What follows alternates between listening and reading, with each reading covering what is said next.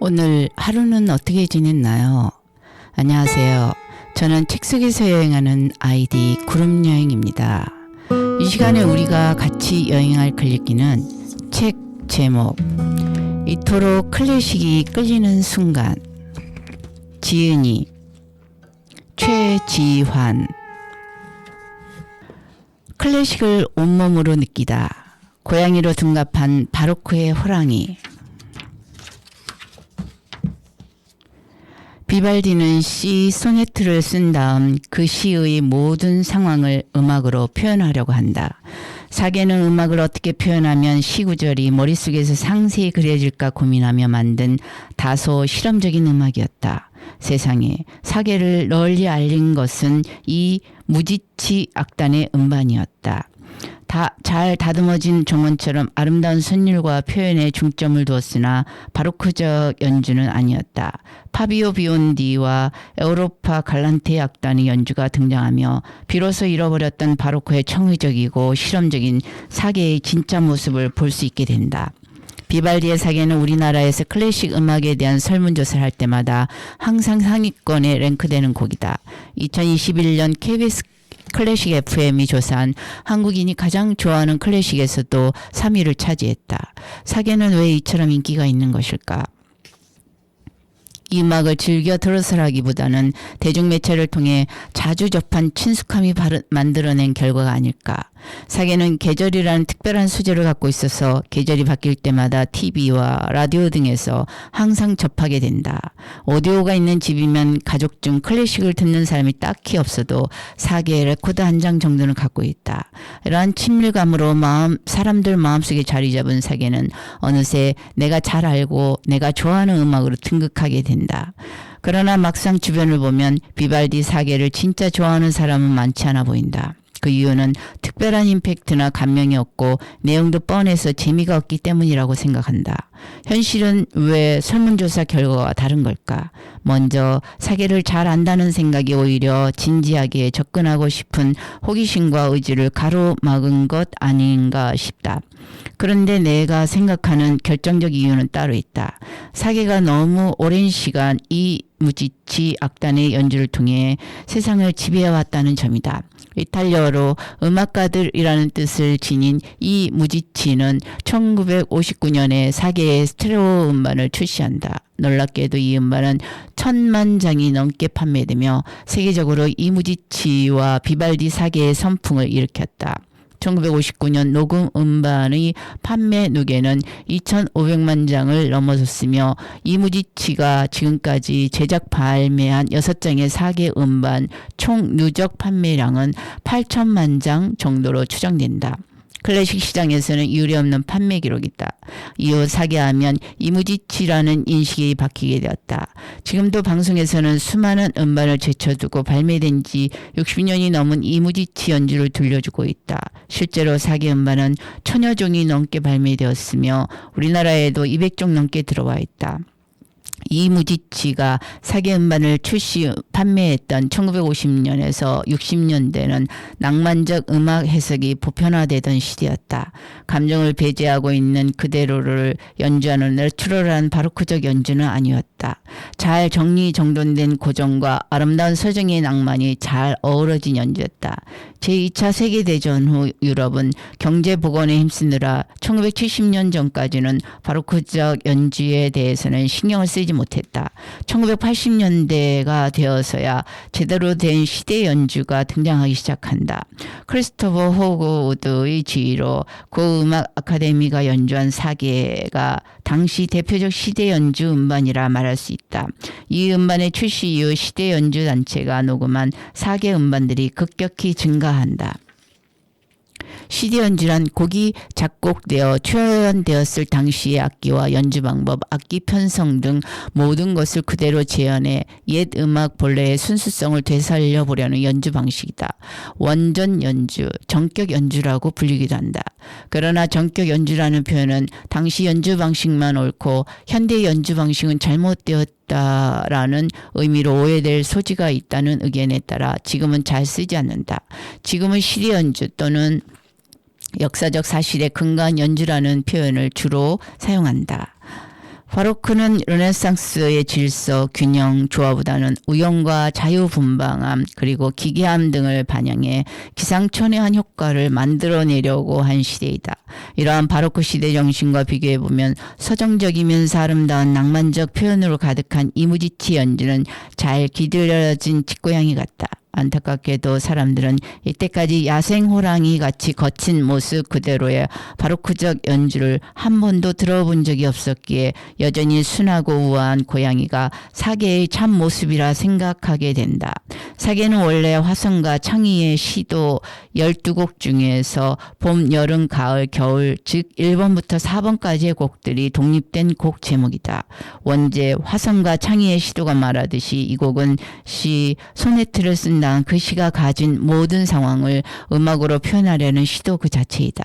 비발디는 어떤 사건과 상황을 접할 때 언어로 표현되는 의성어와 의태어가 음악적으로는 어디까지 표현 가능한 것인지를 알고 싶어 했다. 그리고 이렇게 만들어진 기상천외한 소리들과 기존 화성의 조화로운 결합을 통해 혁신적 음악을 만들어내려 했다. 그렇게 비발디의 사계를 제대로 연주하기 위해서는 당시 악기들이 어떤 주법을 사용해 무슨 소리를 만들어냈는지 연구해야 했다. 이무지치가 나온 지 30년이 지난 1991년 드디어 비발디의 실험 정신을 계승하고자 한 에우로파 갈란테의 사계가 나왔다. 명 바이올리니스트 파비오 비온디를 리더로 하는 이탈리아 연주단체 에우로파 갈란테는 사계 연주를 위해 영국 맨체스터 중앙도서관에 보관되어 있던 바로크 당시 필사본 악보를 찾아 사실적인 묘사를 위한 창의적인 소리들을 연구했다. 그리고 그 당시 비발디가 사용했던 혁신적인 음악 표현들을 부활시키고자 했다. 그들은 지속적으로 창의적인 소리를 연구했고 마침내 2000년에 화성과 창의의 시도 전곡을 녹음하여 사계를 다시 한번 세상에 내놓았다. 이 음반은 1991년 녹음한 음반보다 바로크 시대에 대한 더 깊은 고찰이 반영되었으며 독창적으로 묘사함으로써 더욱 사실적인 소리를 만들어낸다. 에우로파 갈란테는 봄 1악장에 봄이 왔다라는 도입부 연주부터 이무지치와는 비교도 안 되는 활력 넘치는 봄 에너지를 들려준다. 개인적으로 가장 흥미로운 부분은 봄의 2악장 도입부 양치기는 충실한 개를 옆에 둔 채 깊은 잠에 빠졌다라는 부분의 묘사이다. 바이올린이 잠에 빠진 양치기를 연주하고 비올라가 개 짖는 소리를 연주하는 장면인데 이무지치 연주가 딴딴이라는 음률로 노래하고 있다면 에우로파 갈란테의 비올라는 진짜로 몸집이 큰 개가 컹컹 짖는 소리를 들려준다. 더욱 놀라운 경험을 해보고 싶다면 에우로파 갈란테의 연주로 여름의 사막장을 들어보자. 아, 양치기의 두려움은 얼마나 옳았던가. 하늘은 천둥을 울리고 번개를 치고 우박을 내리게 해 익은 곡식들을 떨어뜨린다라는 소네트가 있는 구절이다. 윗집에서 항해하러 내려오지 않을 정도로만 최대한 오디오의 볼륨을 올려서 들으면 소나기의 마법을 경험할 수 있다. 음악이 시작되면 쏟아지는 음표들은 폭풍을 동반한 굵은 빗줄기로 바뀌고 결국 여러분들은 비바람 속에 서서 흠뻑 젖고 있는 자신을 발견하게 될 것이다. 이무지치 연주가 화면을 보여주는 정도라면 에우로파 갈란테는 상황을 직접 체험하게 하는 증강현실이다. 에우로파 갈란테의 두 번째 사계 음반이 나온 지도 20년이 지났다. 그런데 아직도 방송과 일부 평론가들은 판매 부스의 성공 신화를 가진 이무지치의 사계를 왕좌에서 내리지 못하고 있다. 이제야말로 바로크 왕의 귀환이 필요한 시기이다. 기존의 화성을 존중하면서 새로운 가치를 결합해 앞으로 한 발 더 나아가려는 혁신의 음악 말이다. 처음엔 바로크적 연주가 낭만적 연주에 비해 거칠게 느껴질 수도 있지만 듣다 보면 곡 여기저기에서 뿜어져 나오는 강력한 에너지를 느낄 수 있다. 파비오 비온디와 에우로파 갈란테의 연주는 이러한 바로크의 정체성을 바로잡아줬다고 생각한다. 이들은 자유분방하고 즉흥적인 성격을 통해 사계는 집안 거실을 사뿐거리며 돌아다니는 우아한 고양이가 아니라 포효하며 여기저기 물어뜯고 다니는 호방한 기백의 호랑이임을 보여준다. 여러분도 이 연주를 듣고 경외심이 생긴다면 힘을 합쳐서 에우로파 갈란테의 호랑이를 왕좌에 올려보자. 사계를 호랑이로 부활시킨 파비오 비온디와 에우로파 갈란테의 경의를 표한다. 또다시 미래에는 어떤 모습을 한 새로운 사계가 나타날지 잠옷 기대가 된다.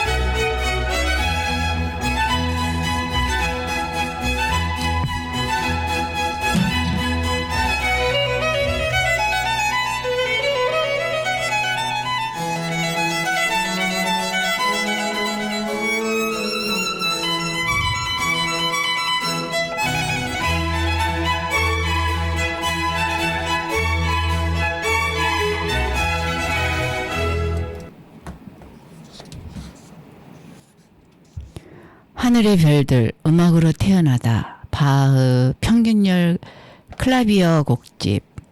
지금 우리가 사용하고 있는 도레미 파솔라시도라는 음계는 인간이 인위적으로 만들어낸 것이 아니다. 음악과 숫자를 의주의 조화라고 이해한 그리스 철학자 피타고라스가 공기의 진동수를 이용해 정리한 것이다. 이후 독일의 천문학자 케플러는 음계의 화성과 태양계 행성들의 움직임 사이에 깊은 관계가 있음을 증명한다. 최초의 피타고라스 음률은 음악 연주를 위해 순정률, 중간 음률이라는 단계를 거쳤으며 바로크 시대에 들어와 지금 우리가 사용하는 평균율이라는 조율 방식이 완성된다.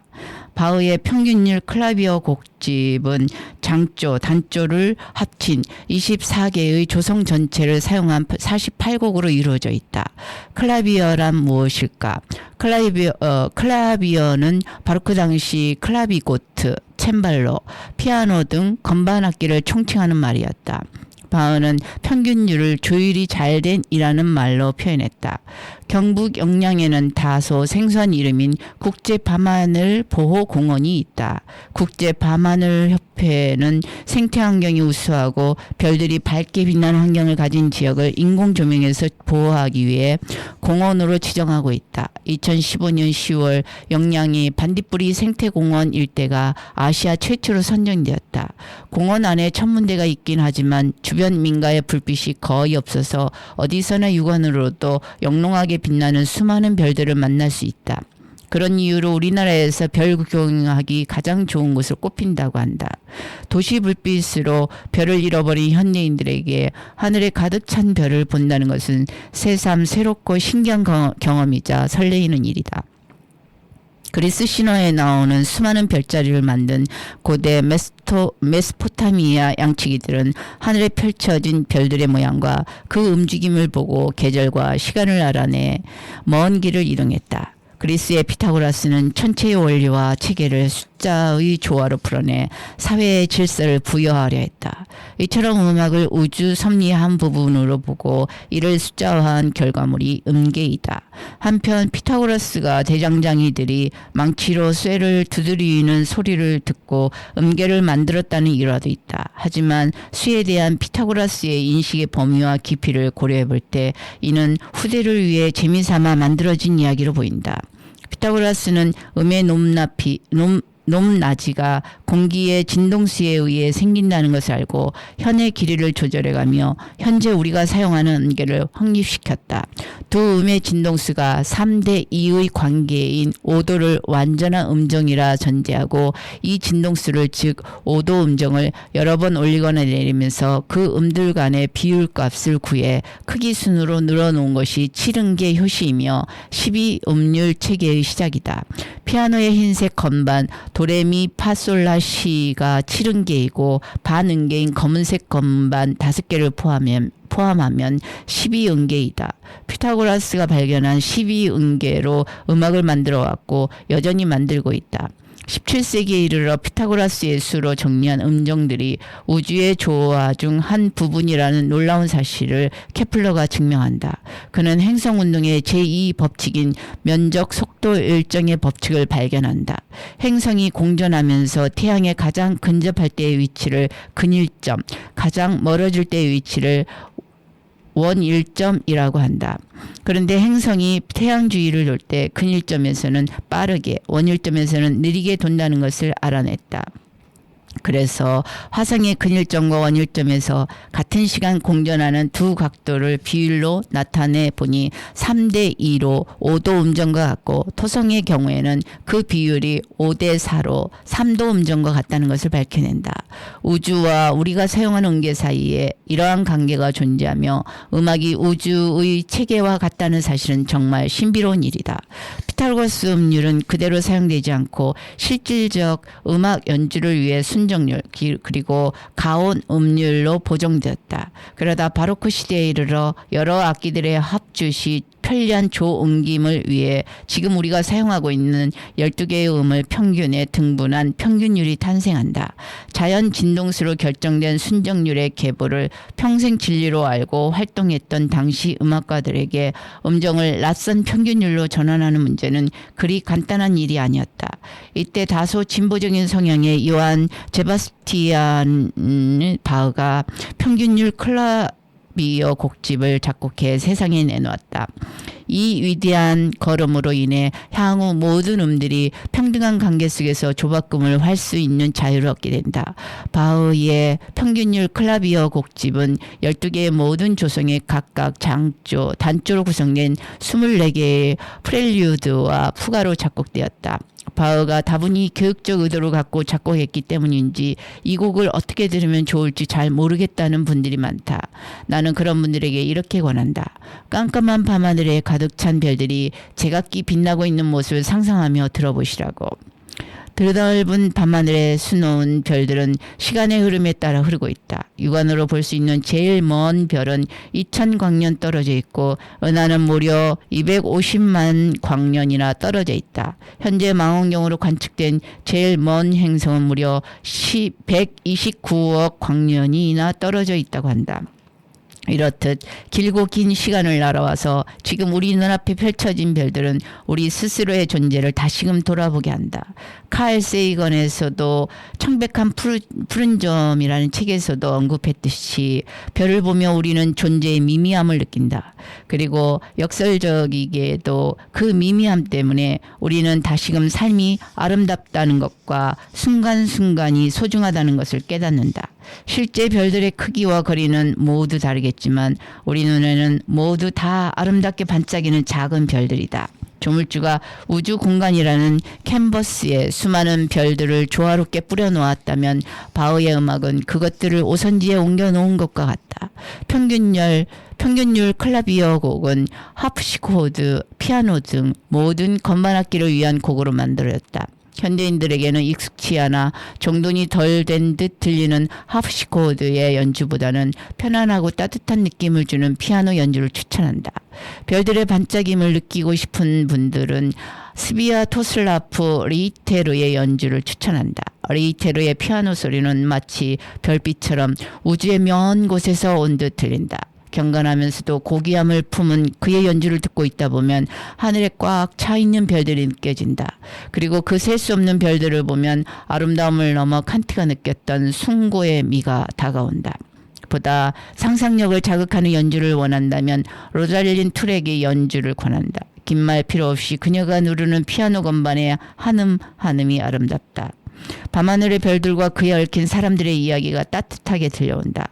바흐 음악을 위해 평생을 매진했던 자타공인 바흐 전문가인 로잘린 투렉이 연주하는 선율에는 그녀의 음악적 영혼과 인생 이야기가 담겨 있다. 진심을 전하는 그녀의 연주는 특유의 따뜻함이 있다. 그래서 바로크적 연주인지 고전 또는 낭만적 연주인지를 분석하는 자체가 다 의미 없게 느껴진다. 나아가 그 정감 가득한 이야기는 우리를 동심의 세계로 안내한다. 캐나다 출신의 피아니스트의 독창적인 바흐 연주 스타일을 들려주는 글렌 골드의 연주이다. 평균율 클라비어 곡은 프렐류드와 푸가의 구성으로 이루어져 있다. 사실 푸가의 선율은 통상 3성부, 4성부 또는 5성부로 이루어져 있어 비전공자가 피아노의 선율 안에서 각 성부를 동시에 구분하고 즐긴다는 것은 결코 쉬운 일이 아니다. 그런데 글렌 골드는 이 다성부의 푸가 선율을 놀라운 테크닉으로 마치 여러 사람이 연주하는 것처럼 선율들의 강세를 달리하며 명확한 구성을 들려주고 있다. 이번에는 피아노의 연주로는 여러 성부의 푸가가 구분이 안 되는 분들을 위해 여러 악기로 쉽게 풀어서 연달하는 연주를 소개해본다. 재즈계 거장 피아니스트 존 리스의 재즈 편곡 버전이다. 그는 원곡에서 피아노 하나의 톤으로 진행되는 바흐의 평균율 선율을 다르게 변주한다. 피아노, 더블 베이스, 기타, 바이올린, 비올라의 악기가 편성을 통해 다양한 음색으로 다성부 선율을 쉽게 구분할 수 있도록 했다. 재즈 편곡인 만큼 스윙도 들어있고 즉흥 연주도 포함되어 있다. 정통 클래식 음반은 아니지만 선입견을 버리고 들어보면 매력적인 연주임을 알 수 있다. 원곡을 이해하는 데 큰 도움이 된다. 평균율 클라비어 곡집 한 권만 녹음했으며 5년 동안 4개의 앨범으로 발매했다. 곡의 순서는 편곡이 완성되는 대로 녹음했기에 원곡의 순서와는 다르다. 음계는 의주의 법칙에서 왔고 바흐의 평균율 클라비어 곡집은 음계 전체로 이루어진 곡이다. 과거 메소포타미아 양치기들이 하늘에 펼쳐진 별을 보며 자신들의 길을 찾아갔듯이 바흐의 평균율 클라비어 곡을 들으며 밤하늘의 별을 보면서 지금까지 지나온 길과 앞으로 걸어갈 길을 그려보았으면 좋겠다.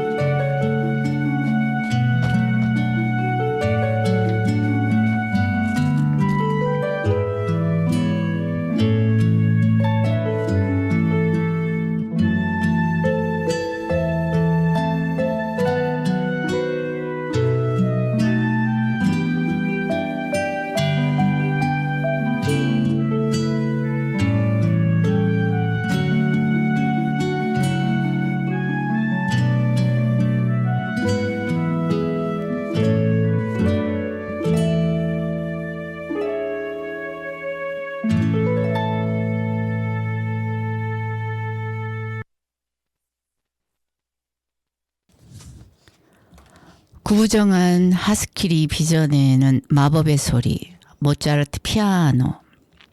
현 시대를 살아가는 우리가 완벽한 고전 음악을 듣는 것은 불가능하다. 고전 중에 고전인 모차르트 음악이라 할지라도 연주가들이 갖고 있는 낭만 감성이 반영되기 때문이다. 그런데 고전적인가 낭만적인가라는 이 물음을 의문으로 만드는 연주가 있다. 피아니스트 클라라 하스킬의 모차르트 연주는 고전성을 지켜내면서도 내면적 슬픔을 고스란히 들려줌으로써 음악의 본질을 다시 생각하게 한다. 모차르트의 음악이 우리 현대인들에게 클래식 음악 중에서 가장 쉽고 편하게 들리는 것은 사실이지만 그의 음악을 제대로 이해하는 것은 모차르트 이전에 바로크 음악이나 이후의 베토벤을 이해하는 것보다 어렵다. 왜 그럴까? 그 이유를 설명하기 전에 먼저 모차르트가 살았던 당시 유럽의 상황을 살펴보자. 모차르트가 살았던 18세기 중후반의 유럽은 계몽주의와 인본주의의 영향으로 중산층이 영향력 있는 위치로 발돋움하던 시기이다. 이러한 여파로 귀족들만이 형이화하던 궁정음악회 이외에 중산층을 위한 공공음악회가 열리기도 했다. 또한 중산층에서도 피아노를 구입해 자녀들에게 귀족 자제들처럼 음악 레슨을 받게 했다. 중산층이 음악에 관심을 갖게 되자 귀족들만 알아듣던 바로크 시대의 복잡한 대위법으로 작곡되던 음악들은 점차 사라져가고 듣기 좋은 사운드를 중시하게 된다. 이런 이유로 고전 시대의 모차르트는 바로크 시대의 바흐보다 훨씬 간결하면서도 편안하게 들리는 음악을 만들었던 것이다. 지금 우리가 보기에는 간결한 모차르트 음악이 바로크 음악보다 쉽게 만들어졌을 것 같지만 결코 그렇지 않다. 그렇게 보이는 건 우리가 시대를 역순으로 바라보기 때문이다. 바로크 음악이 먼저 있었고 이후 고전 음악이 나왔다. 따라서 고전 음악은 바로크 음악에서 무언가를 덜어내면서도 조화로운 소리와 세련된 흐름이 되도록 신경을 써야 했다.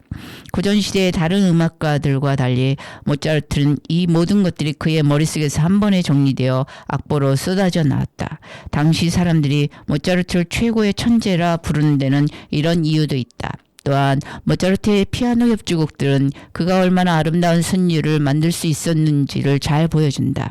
모차르트는 피아노 협주곡을 어린 시절부터 30곡 정도 썼지만 번호가 붙어있는 27곡의 작품이 주로 연주되며 음반으로 나오고 있다. 오늘날 가장 인기가 많은 곡 2개만을 꼽아본다면 단연 20번과 21번이다. 모차르트 협주곡 20번은 24번과 더불어 2개의 단조곡 중 하나이다. 어둡고 비장하게 시작하는 1악장 그리고 따스한 사운드임에도 슬픔이 느껴지는 2악장의 묘한 매력으로 인해 예전부터 대중들의 인기를 누려왔다. 협주곡 21번은 1967년 영화 엘베라 마디간이 2악장 안단테를 주제 음악으로 사용하면서 그 인지도가 급부상했으며 지금까지 꾸준히 사랑받고 있다. 영화에 사용된 오리지널 사운드 트랙은 게자안다의 피아노와 모차르트 연주의 정통성을 자부하는 카메라타 아카데미 찰즈부르크 모차르테움의 연주이다. 그런데 이들의 연주는 클래식 음악이라기보다는 로맨틱 가요 같은 감미로운 사운드를 들려주었다. 영화가 나온 이후 대중들은 감미로운 이 곡에 열광했고 어찌됐든 간에 모차르트 피아노 협주곡 21번은 이 영화 때문에 널리 알려졌다. 피아노 협주곡 21번은 1785년에 작곡되었는데 낭만의 감성이 들어간 이 악장은 당시로는 너무나 획기적이어서 고전 시대의 곡으로는 보이지 않았다. 이 곡은 50에서 100년쯤 뒤에나 나올 법한 선율로 만들어졌다. 그리고 많은 연주자가 자신의 감성을 듬뿍 담아 연주하면서 이 곡이 가진 고전성을 더욱 찾아보기 어렵게 되었다. 그러나 카메라타 아카데미카 짤즈부르크 모차르테움과 안드라스 하슈프가 협연한 모차르트 피아노 협주곡 21번의 음반은 당시 시대정신을 고려한 고전적 해석을 들려준다. 앞서 언급한 카메라타 아카데미카 짤즈부르크 모차르테움과 게자안다의 연주와 비교해서 한번 들어보자. 슈프와 베그는 최대한 감정을 배제한 연주를 들려준다. 특히 이 악장을 들어보면 박자가 감정에 따라 흐르지 않고 음악은 철저히 악보대로 진행되며 당시 음악적 분위기를 만들어내려고 한다. 모차르트의 곡은 고전 시대에 작곡되었지만 오늘날의 연주가들은 이미 그 이후의 낭만, 근대, 현대까지의 음악을 모두 듣고 살았다. 연주 기법 역시 모든 시대를 거쳐오며 발전했기에 현대 연주가가 고전적으로 연주하는 것이 그리 쉬운 일은 아니다. 물론 원전 악기를 갖고 시대 연주를 하는 악단들은 당시 연주 상황을 가급적 그대로 전달하고자 노력하기에 낭만적 요소는 고려의 대상이 아니다. 고전시대의 음악을 전달하는 데 중점을 두고 있으니까. 이 악단들이 협연하는 피아노는 당신의 포르테피아노와 그것을 사용한다. 과거에 만들어진 포르테피아노를 사용하기도 하지만 보존 상태 등의 이유로 새로 제작해 사용하는 경우가 많다. 대표적인 시대 연주 음반으로 3가지를 추천한다. 말콤 빌슨, 존 기본스, 로버트 레빈. 고전적 해석과 낭만적 해석에 대해 말씀드렸지만 음악의 본질을 추구하는 연주 앞에서는 이러한 해석의 방향조차 무의미하다.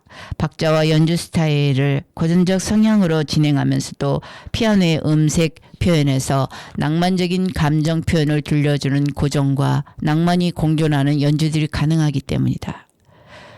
음악의 본질로 다가가려 했던 연주에 대해 이야기해보자. 모차르트 피아노 협주곡 20번을 중심으로 살펴보자.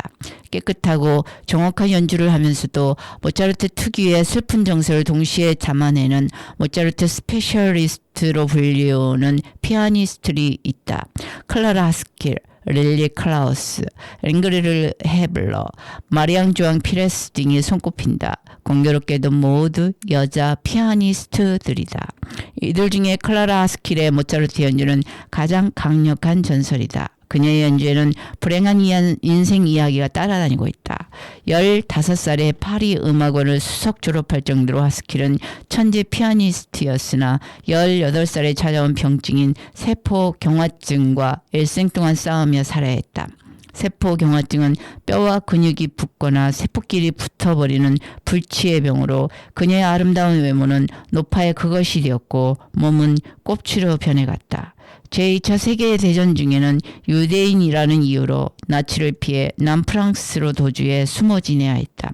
그리고 극도의 공포와 피곤 때문에 하스킬에게는 뇌졸중과 각종 신경계 종양이 발생했으며 어려운 수술을 통해 기적적으로 목숨을 건졌다. 이러한 연유로 하스킬은 전쟁이 끝난 1947년인 52살이 되어서야 레코드를 처음 녹음할 수 있었다. 그리고 뒤늦게 각광을 받는다. 러시아의 전설적인 피아니스트 타티아나 니콜레바는 20대 시절 지휘자 카라얀의 연주를 듣기 위해 짤즈부르크 음악제를 방문했다가 우연히 하스킬의 연주를 듣게 된다. 무대로 올라온 그녀의 몸은 뒤틀려 있었고 백발은 헝클어져 있었다. 그녀는 마치 마녀처럼 보였다. 니콜라에바의 하스킬에 대한 첫인상은 실망스러웠다. 그러나 공연이 시작되자 오히려 카라얀의 존재감은 하스킬에 의해 가려져 버렸으며 피아노 연주를 듣는 내내 너무 아름다워 눈물을 흘렸다고 니콜라에바는 그날의 감동을 전했다. 클라라 하스킬은 화려하진 않지만 깨끗하면서도 조금은 조심스럽게 들리도록 처치한다. 연주 해석 방향은 철저한 고전을 고수하고 있으나 조심스럽고도 섬세하게 울리는 하스킬의 피아노 소리에는 그녀의 모진 인생이 같이 흐르고 있다. 그녀의 연주는 밝은 선율에서는 어둠이 들리고 어두운 선율에서는 밝은 희망이 들리는 묘한 매력으로 듣는 이의 마음을 뒤흔든다. 불안 가운데에서 새롭게 균형을 찾으려는 그녀의 태도는 어쩌면 굴곡진 삶을 겪어내고 이겨낸 그녀의 인생에서 비롯된 것이 아닌가 싶다. 아름다운 가운데 슬픔이 보이고 그 안에서 다시 희망을 찾는 모차르트 음악의 본질을 하스킬만큼 정확히 드러낼 수 있는 연주가는 없는 듯하다. 그래서 그녀의 모차르트는 이 세상의 희노애락을 초월한 그 너머의 초연함과 아름다움이 느껴진다. 하스킬이 남긴 여러 개의 모차르트 20번 연주 중 가장 대표적인 연주 음반 2개는 다음과 같다. 릴리 클라우스 역시 확고한 고전 형식의 진행 속에 낭만의 내용을 동시에 담을 수 있는 뛰어난 역량을 갖고 있다. 그녀는 건강한 아름다움을 추구하며 음악의 전체적인 균형을 중요시한다. 그러나 협연하는 비엔나 페스티벌 오케스트라의 거친 소리와 정리되지 않은 해석이 이 음반의 흠이다.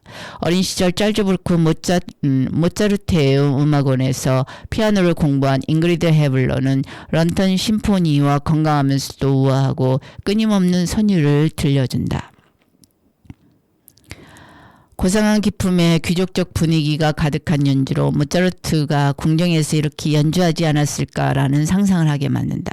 모차르트 스페셜리스트 멤버 중 한 명인 포르투갈 출신 피아니스트 피에러스의 연주는 슬픔에 대한 고찰은 있으나 슬픔을 바로 전달하려 하지 않았다. 오히려 연주를 듣는 청중의 마음에 관심이 있어서 그녀의 모차르트는 삶에 지친 우리에게 위로를 전한다.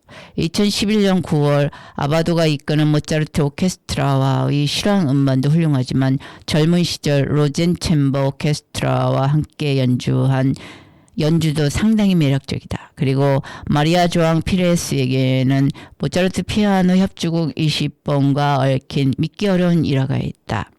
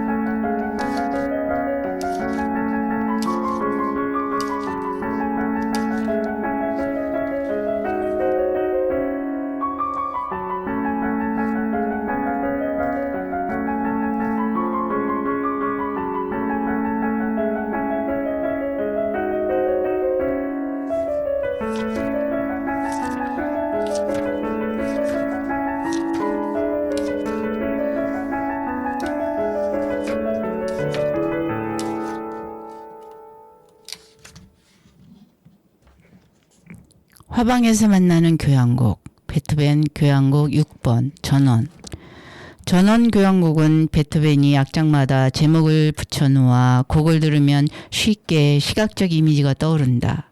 음악에서 시각적 이미지가 그려진다면 그 음악을 그림처럼 보려 시도해보자. 그림처럼 연주를 바라보면 같은 곡이지만 시의자에 따라서 다른 느낌을 표현하고 있음을 더 쉽게 이해할 수 있을지 모른다. 그러다 보면 언젠가 음악과 친해진 자신의 모습을 발견하게 될 것이다. 클래식 음악을 꽤 오랜 시간 들었다 하더라도 연주되는 음악이 무엇을 말하고 있는지를 알기는 쉽지 않다. 이는 음악의 추상성 때문이기도 하다. 아이러니하게도 시각적 이미지나 문자를 제공하지 않기에 한계가 없는 것이 음악의 매력이기도 하다. 그럼에도 이것 때문에 클래식 음악은 어렵다는 인식이 오래 지속되어 왔다. 일반적으로 언어가 있는 시나 소설이 상황의 설명이나 감정을 전달하기에 가장 빠르고 쉽게 느껴진다. 그러나 놀랍거나 슬프다는 감정을 표현할 때는 단어들이 가진 모호성 때문에 놀람과 슬픔의 형태와 정도를 정확히 알 수 없다. 이 경우 오히려 미술과 음악을 통하면 어떤 종류의 놀람인지 얼마만큼의 슬픔인지가 더 잘 전달되기도 한다. 이처럼 음악과 미술이 감정의 상태를 잘 드러내므로 음악을 듣고 느끼는 감정을 말로 표현하지 않고 그림으로 남겨보는 것도 좋은 감상 후기가 될 것이다. 그러나 그림을 그리는 것이 부담되는 분들도 있다.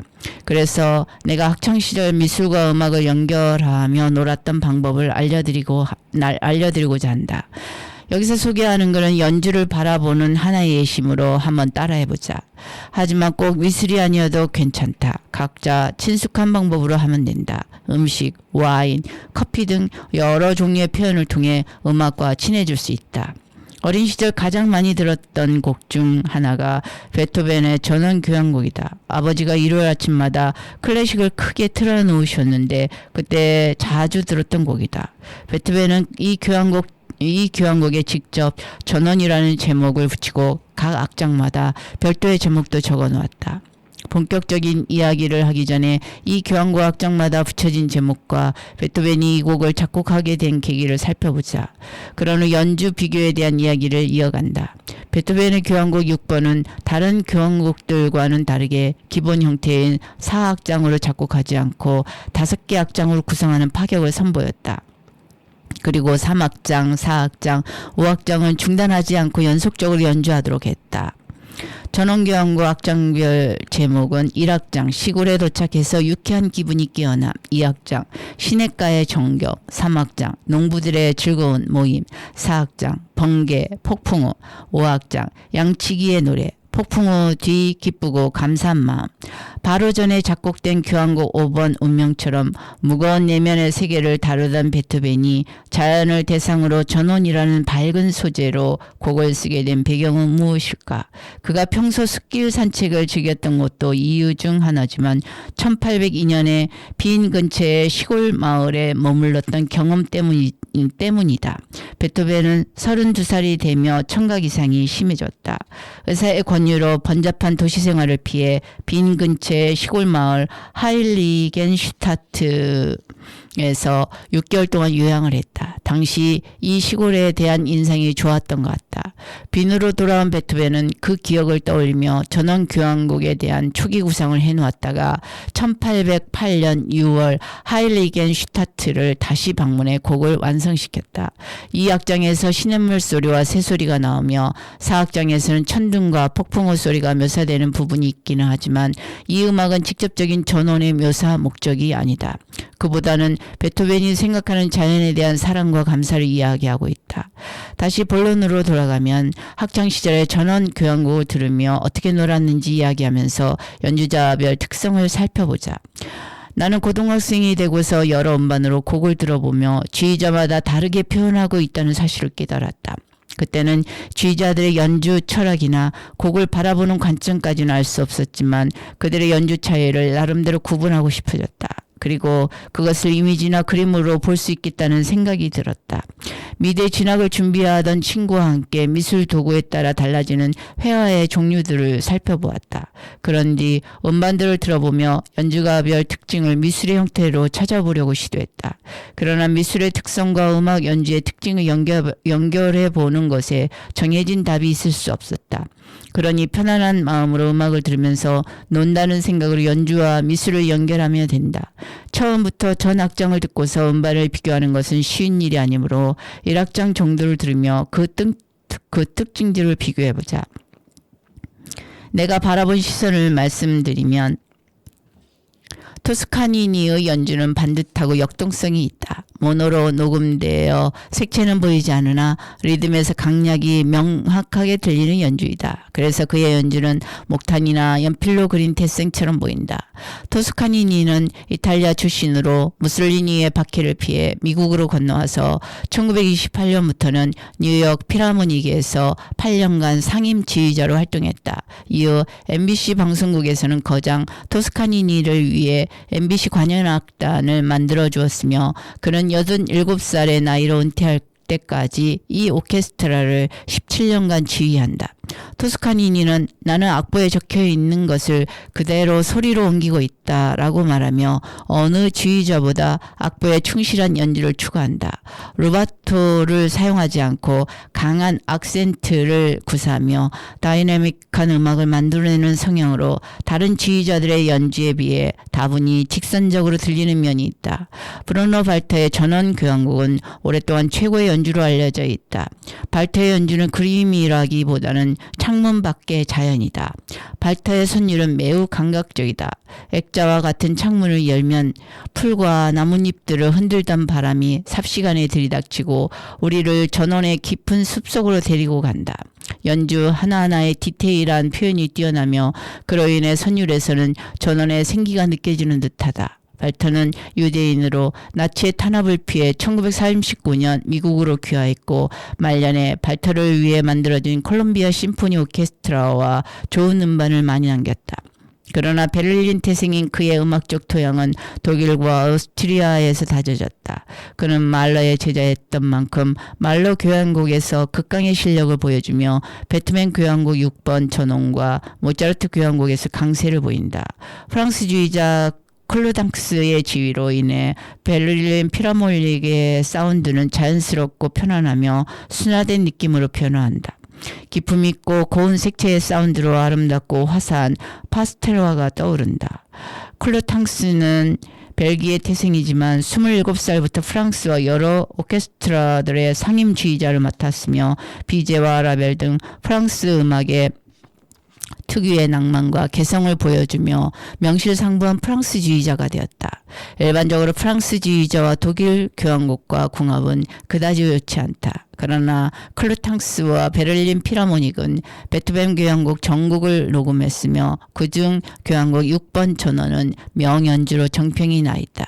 기품 넘치는 우아한 음악이다.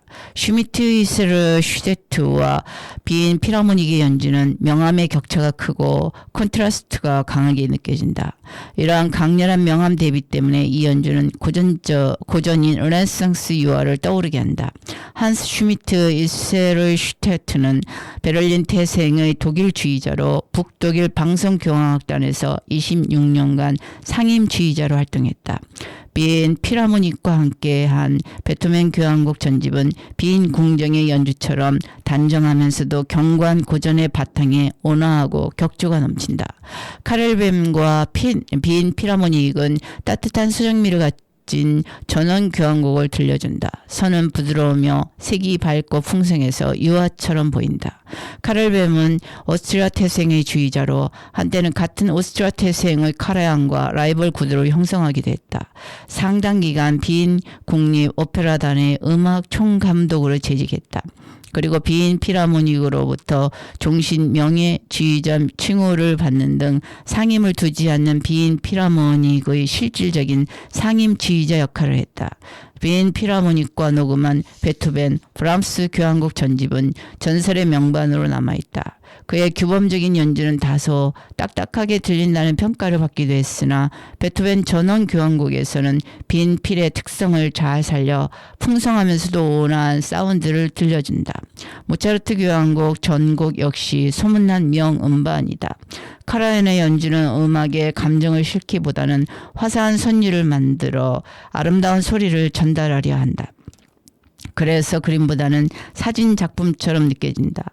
카라얀은 음반사에서 한 시대를 풍미하며 재앙으로 군림했다. 잘생긴 외모로 팬층이 두터웠으며 한때는 그의 이름이 곧 클래식이었던 적도 있었다.